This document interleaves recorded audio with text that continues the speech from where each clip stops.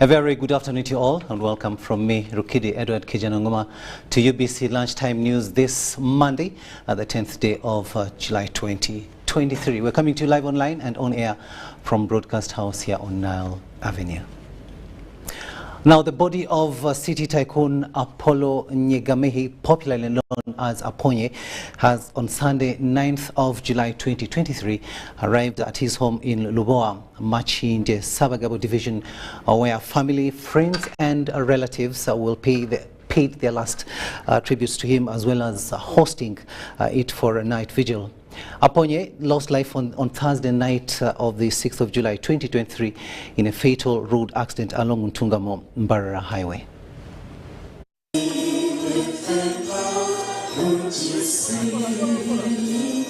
It is with deep sorrow that the family and friends of the late city tycoon Apollo Nyegamehi received his body in the afternoon of Sunday, 9th July 2023 at his Machinje-based home.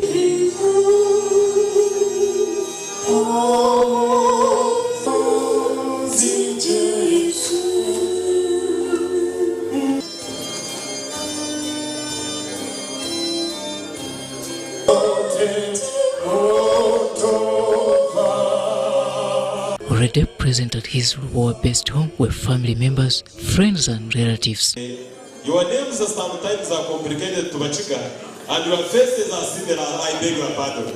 May you stand up, all of you, for recognition. But we have represented everyone. I thank all of you. Thank you for coming. I would like really to confirm that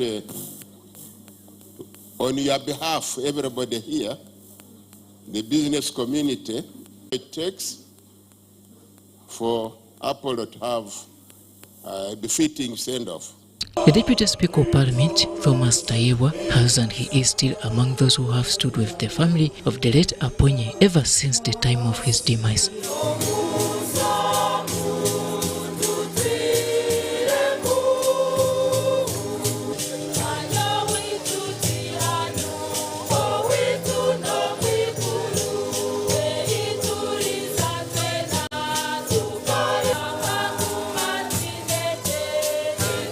However, mourners cut across all walks of life.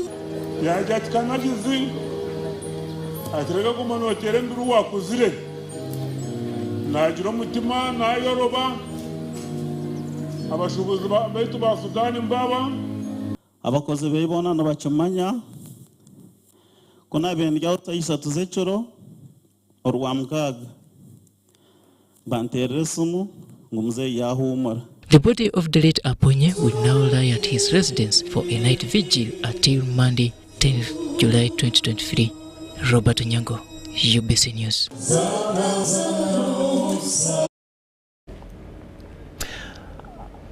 South Sudan ambassador to Uganda has blamed recent denial of access of Uganda's export to South Sudan on saboteurs seeking to ruin the relationship between the two countries. Ambassador Juach Deng also notes that South Sudan has signed a power sale agreement with Uganda to have Uganda's surplus electricity exported to South Sudan.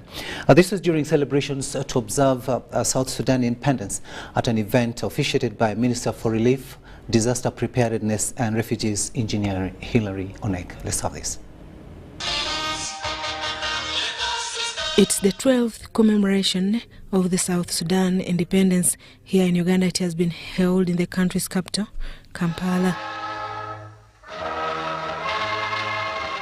South Sudan ambassador to Uganda, Simon Juach Deng, wants the South Sudan community in Uganda to continue embracing harmonious visitors, operate within the laws of your host government,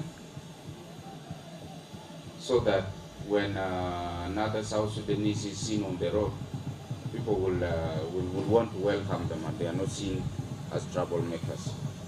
The statement comes in a wake of reports of Ugandan goods being denied access to the South Sudan market. Ambassador Deng blames this on what he described as a group of a few Sudanese. Why are trucks being attacked? The answer is very simple. There are people who are envy of the good relations between the governments and people of South Sudan and Uganda. He has clarified that the government of South Sudan has no intention of suppressing the bilateral trade relations with Uganda. I recently signed electricity agreement with the government of Uganda. You know, Uganda has surplus electricity and we don't have the power. So it's a win-win. But I tell you, these people are minority. We will not allow them to disrupt historical relations that were handed over down to us by our forefathers. To grace the event was the Minister for Relief, Disaster Preparedness and Refugees, Engineer Hilary Onek. He equally challenges South Sudanese community to embrace peace and coexistence despite their ethnic differences. We are ready to amicably discuss and sort out any challenges that may impede our bilateral trade. We recognize the vital importance of fostering robust economic ties between our nations. He says Uganda has been able to successfully host refugees due to their spirit of oneness. He wants mutual respect, understanding and harmony for peace to continue. For it is through such cooperation that we can unlock the immense potential that lies within our shared borders and also in our continent. As for the Ugandan goods accessing the South Sudanese market, this is what Engineer Hilary Onek has said. Make sure Bureau of Standard of South Sudan, you have Bureau of Standard. Yes, we do. Together with our Bureau of Standard Uganda, certify any goods that leave our country and go to South Sudan, so that you are sure of the quality that is going to your country.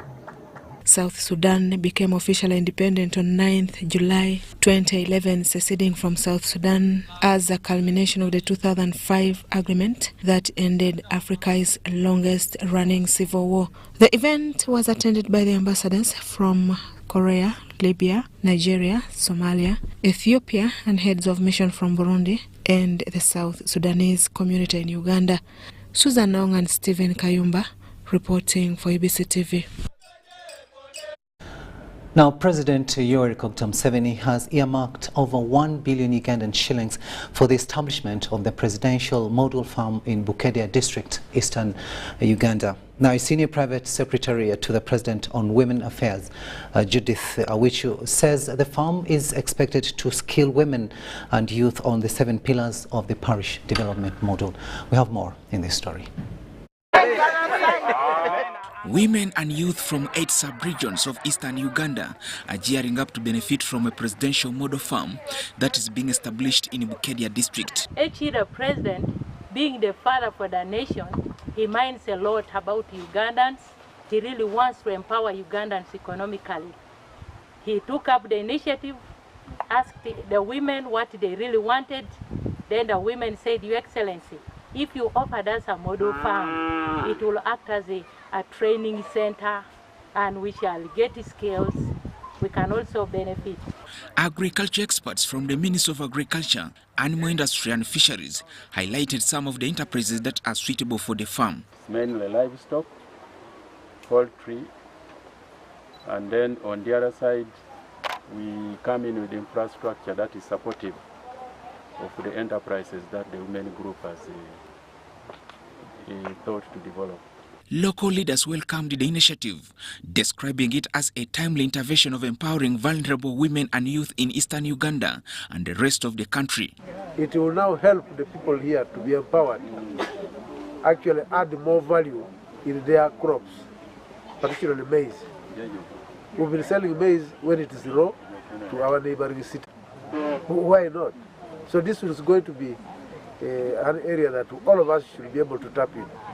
Women and youth from Teso, Bugisu, Bukedi and Sebei sub-regions hail President Yoweri Museveni for the support, expected to be a life game changer. I want to take this opportunity to thank the President of the Republic of Uganda, His Excellency Yoweri Museveni, who has awarded us this gift. We call it a gift from God because you are very aware a woman doesn't own land. the women will be helping, supporting their husbands to make sure that even school fees is paid for the children, because I will not be waiting for my husband to bring a half kilo of meat, when for me I'm already empowered. I have maize, I have food reserves in the house. Joseph Okow, UBC. Now, health officials from different hospitals in Uganda participated in a two-day comprehensive training program organized by the director of Mbale Hospital. The training, held at the Civil Service College in Kiija, reflected on past performance and shaping the future of healthcare in the region.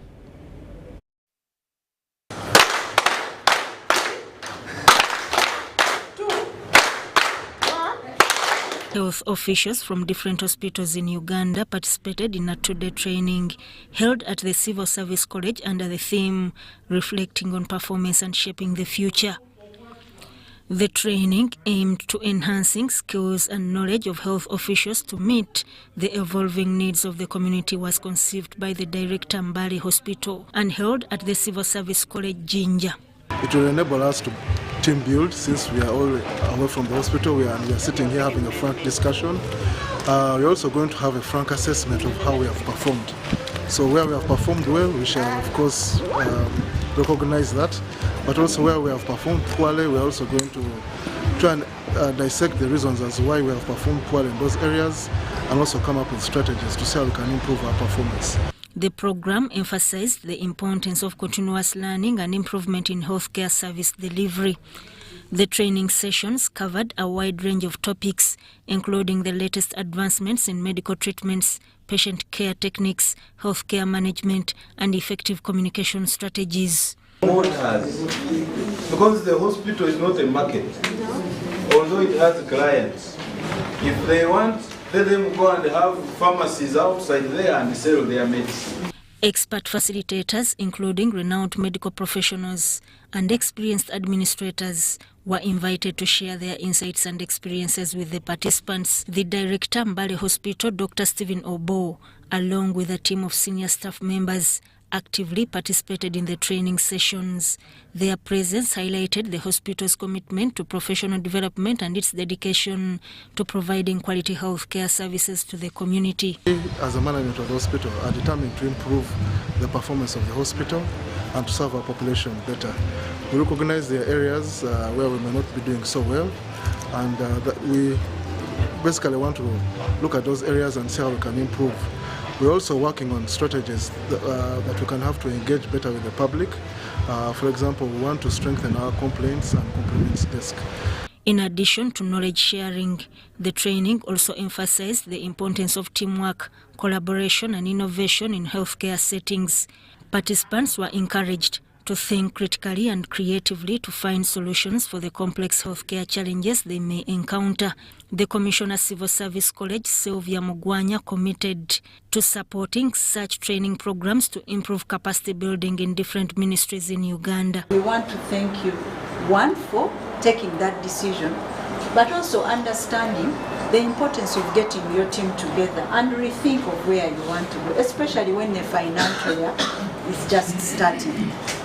I think that gives great sense, and the leadership, I think, knows what they want to see this team do, especially in the times we are working in now. The health officials expressed their gratitude to Director Mbale Hospital for organizing such a valuable program. They acknowledged that the training had equipped them with new skills and knowledge, enabling them to better serve the healthcare needs of the local population. There are referrals many, but how can we come out of these referrals if there are many? They are referring them over what? There are so many areas of research, and I know when we come together like this, I feel good. The negative comments positively, it is one, but it is to better our service. As the healthcare officials return to their respective roles, it is expected that the training will have a positive impact on the overall healthcare services provided. They look forward to implementing the knowledge gained during the training workshop to enhance patient outcomes and shape a brighter future for healthcare in the region. Sudat Kaye and Vincent Wamundu, UBC News. where a new report on the development and use of a community scorecard for monitoring health services has shed light on the state of healthcare in Uganda. The report, conducted in collaboration with various civil society organizations since 2018, emphasizes the need to provide information to address the lack of awareness among the public. The Director General of the Uganda AIDS Commission, Nelson Musoba, has highlighted the importance of this initiative, expressing concern that people are unsure about what actions to take. I have been informed that this civil society scorecard assessment was conducted to provide evidence to inform policy and programming necessary to improve service delivery for HIV and AIDS, TB, malaria, gender and human rights, reproductive, maternal, newborn, child and adolescent health, and improve social accountability among the community. Dr. Vincent Bagambe, also from the Uganda AIDS Commission, supported the report's credibility based on testimonies gathered and assured that both the government and civil society organizations would promptly address the findings. This will also further increase the relationship or improve the relationship between civil society organizations and the districts. And the districts will be recognized as entities that actually support Uganda AIDS Commission in the coordination. The report examined the affordability and accessibility of healthcare services at local facilities. It revealed both positive and negative aspects of health service delivery in Uganda. We envisage that this scorecard will enable us to boost the quality of services that are being delivered, especially in the facilities where we've already been. We have seen a high response where the districts themselves and the health in charges have taken up the task to see that they improve the quality of services and where they are looking for support where they were not doing well. While progress in HIV prevention efforts was commendable, there were concerns about the negative perception surrounding access to services among communities. The report also focused on districts with high rates of sexual activities, HIV and malaria. Because of expert clients, VHTs, we've realized that because of that community structure, we are able to provide services closer to the people, but also to make sure that communities are involved in decision making. By analyzing these regions, researchers aimed to identify gaps in service provision and propose measures to improve access. The launch of this comprehensive report serves as a call to action for the government and civil society organizations to work together in addressing the identified issues.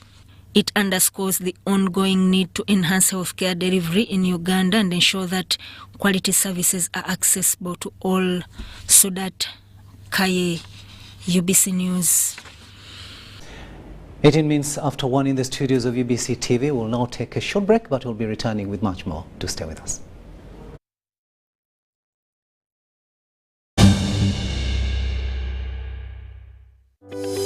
These days, our homes are no longer just the places we live. It's where we attend meetings, go to class, keep each other safe, and entertain ourselves. To do this smoothly, you need a reliable internet connection. Buy the MTN WakaNet router, which connects up to 32 devices and gets a free 40 GB data bundle at only 149,000 shillings. Or buy the MTN WakaNet MiFi at only 75,000 shillings and enjoy a free 15 GB bundle to stream, study, work, and play on the go. Visit any MTN service center to buy the MTN WakaNet router or MiFi and enjoy the internet that does amazing things.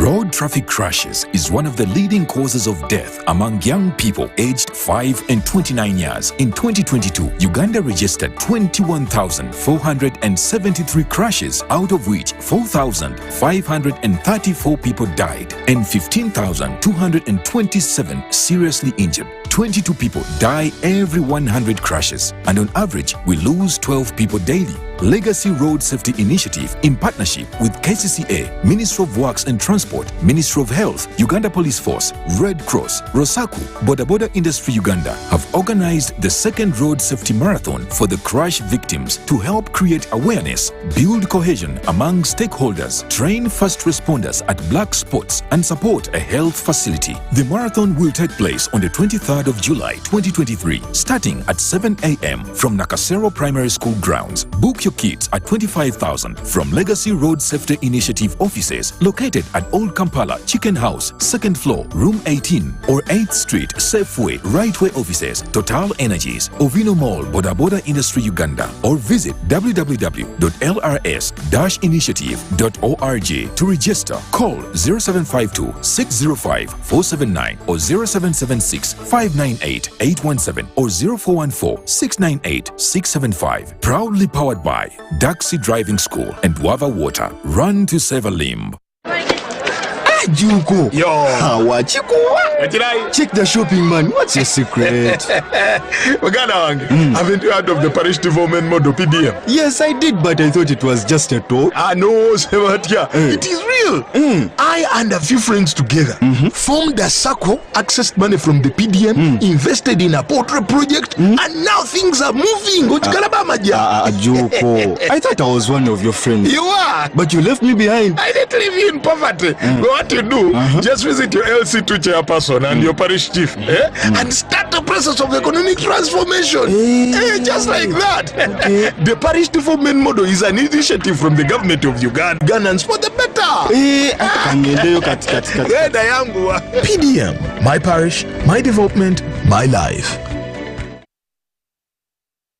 Introducing the Infinix Note 30 series in partnership with Airtel Uganda. Smart meets functionality. Take charge of the day with special features like the 108 MP triple camera and 68 watts first charge. And the best part is you can use this phone to charge. Dial *100#, select data and devices to get your free data. The Infinix Note 30 series Spark, a connection in partnership with Airtel. A reason to imagine.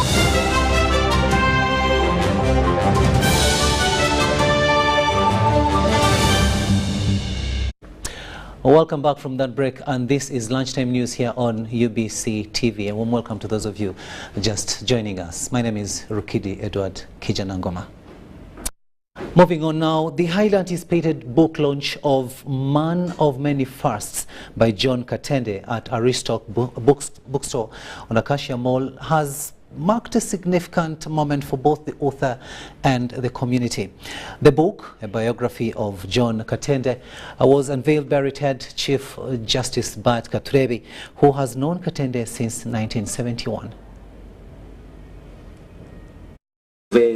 Retired Chief Justice Bart Katurebe has emphasized the profound impact that Katende has had on numerous lives and commended the book as a testament to his enduring legacy. While officiating the launch of John Katende book, Katurebe, who has known Katende since 1971, recalled their time as students, describing Katende as a captivating and charismatic lecturer who inspired many. It is best that some of these things are said about you when you are still alive. Hear them instead of spending 10 hours at speeches at your funeral when you can't hear them. And by talking about them now, they will inspire many others who are watching now, many others who will read this book. And that will be your legacy to our community.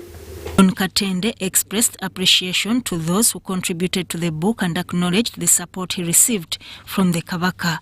He emphasized the book's significance, highlighting its aim to showcase the importance of culture and heritage, while serving as a valuable teaching guide for the nation. Majesty, the Kabaka of Uganda, writing the foreword in the book, which is signed. If you look at the book, it's signed, he wrote and signed. If you look around, how many books has he done that to? So I'm very, very grateful and very thankful. I want also to thank the contributors. If you look at the book, there's a list of very, very important people who are contributed to the book. I want to thank them, as well as the author, and so on. Ronald Nabimanya, the author of the book, shared his journey of researching and writing about Katende. Nabimanya praised Katende's principled nature and innovative spirit, which he discovered during their extensive conversations. This book talks directly to lawyers, entertainers, families, businessmen, and also common people, because every aspect was written by contributors who are highly respected and have been successful in those fields. The launch also featured testimonials from individuals who have been influenced by John Katende. His son, Sim Katende, expressed gratitude for the valuable lessons learned from his father and highlighted the book's ability to provide insight into their family's uniqueness. In the book, so many people have written about the things he has done for them, how he has contributed to their lives, and what he has done. I want to say that if you read it, you will find out the why.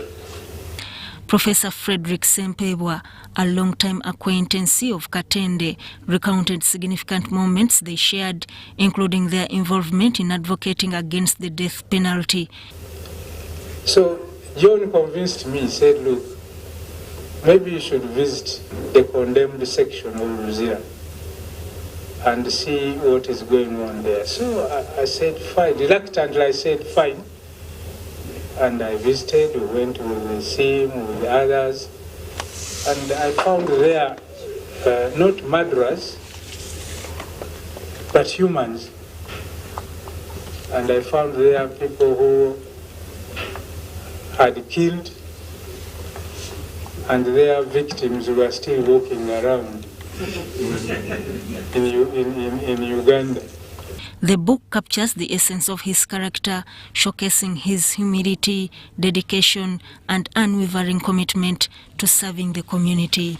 Sudat Kaye, UBC News. Thanks, Kaye, for that story there. Now, Minister of State for Works, Musa Echeru, has embarked on the drive to have all broken bridges that were recently washed away by heavy rain in Teso sub-region fixed. Echeru says the campaign is aimed at easing access of basic social and economic services in rural areas.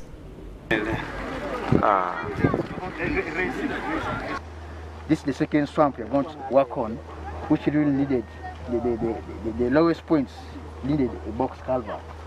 But apparently, with the scope of work, we are going to install 2.1 millimeter diameter culverts.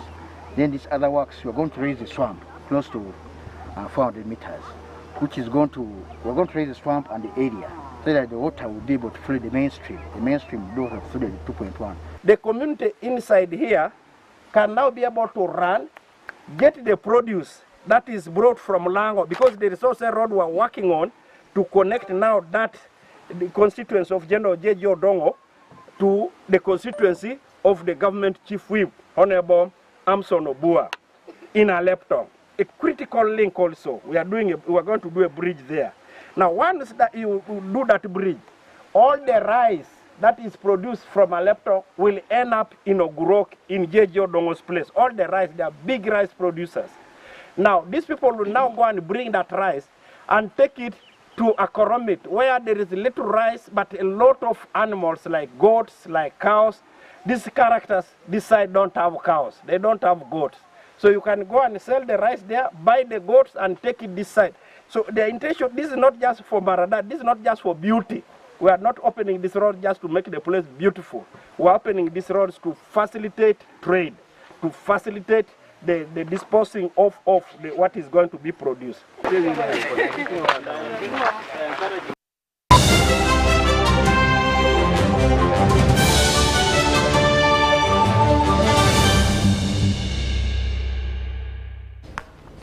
Kato, this is a quick call. I'm almost out of minutes. Now, Why rush through such important conversations? Airtel Uganda has made it possible for you to call across all networks in Uganda at the best rates with the new Bona voice bundles. Stay connected anytime, anywhere, with minutes valid for calls on all networks. Dial *100*1# and select call all networks. Airtel, a reason to imagine.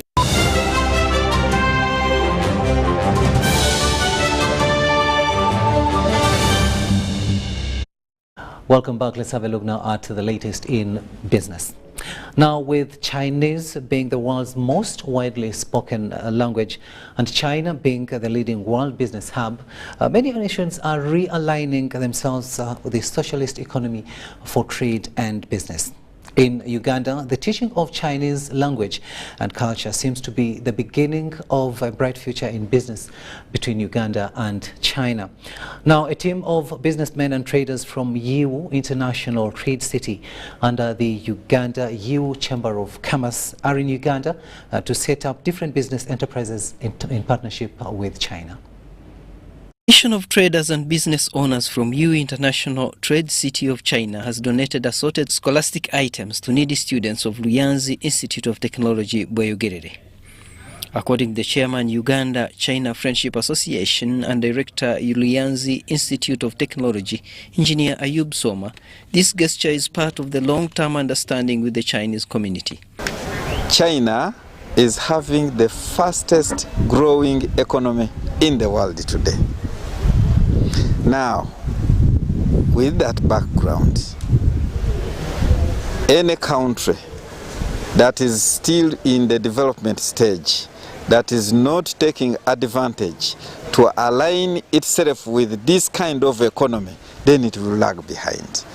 And therefore, it's from this focus that at Luyanzi Institute of Technology, we are aligning the Ugandans to benefit from this. Engineer Ayub Soma expressed gratitude to the Chinese businessmen and traders for their relationship, saying it is a great milestone in the efforts to cement the brotherhood between Uganda and China. Because we all know that we are having now very many Chinese companies here. We are having, today we are having about 3 industrial parks. More industrial parks are coming up. Now, all these, they will require skills. Now, it is important that we as Luyanzi Institute of Technology, we ensure that we promote skills development plus Chinese language. Uganda government, through the Ministry of Education, embarked on teaching Chinese language as part of the secondary school's syllabus. Bantu, I would like to appreciate your help that you have always rendered to us every day. Promoting language together with skills so that we are able to contribute to the development of society.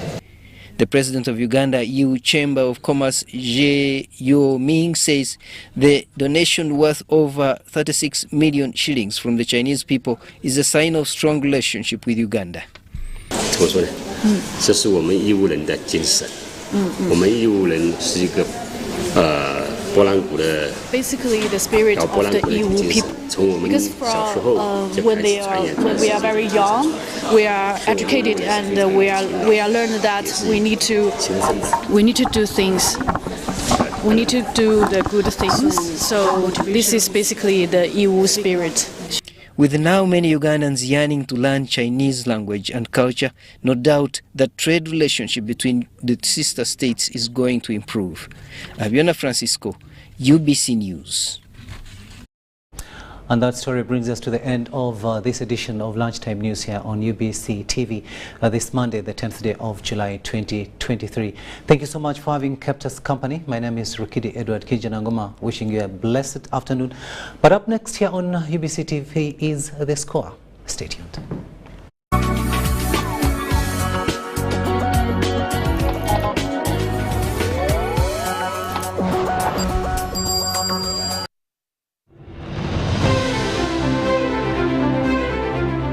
And in talking news, MTN has improved on their data voice bundles. You can now call across all networks for the same price. We've talked to several eyewitnesses on the ground, and this is what one of them had to say.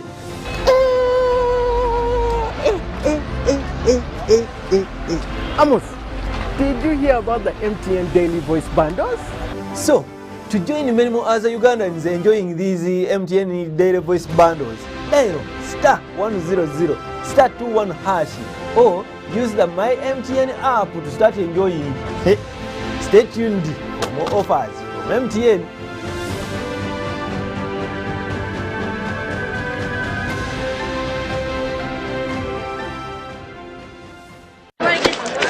Juko. Yo.